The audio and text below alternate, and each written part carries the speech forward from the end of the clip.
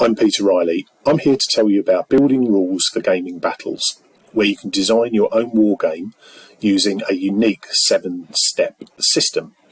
Here's the cover, and you can see the 7 steps there on the other page, where we'll be dealing with working the guidelines, setting the scene, defining the battle, and so on. And you work through the 7 steps and you end up with a set of rules that you've designed yourself.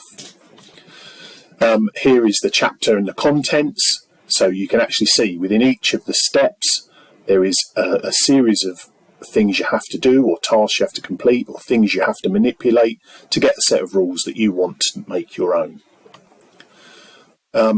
You can use them with any scale. I tended to use 6mm. It was a scale that was fully aware of and used quite a lot, but there's no reason you can't go from 6mm to 25mm, 28mm.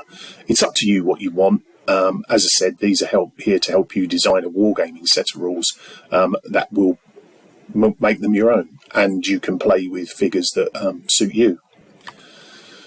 The player turns are meant to involve all players all the time, so in one turn everybody will have a go. It's an initiative-based system, and you will take turns within that turn to create the game.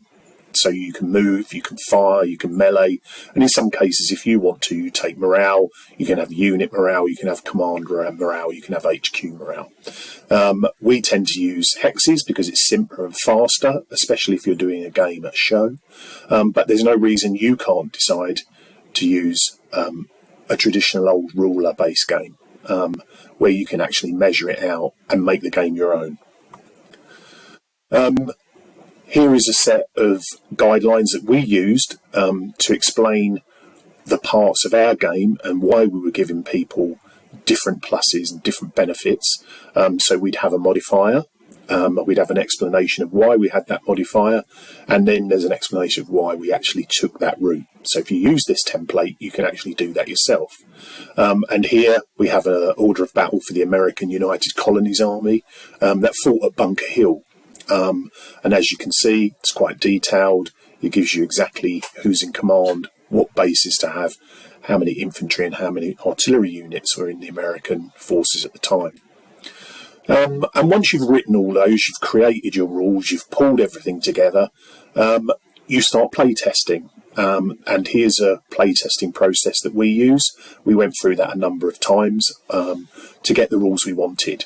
And when we presented the Battle of Bunker Hill at Salute back in 2019, we actually won Best Participation Game in the show. So these are an award-winning set of guidelines. So thanks for listening. I hope you enjoyed that, and I hope you buy them. Thank you.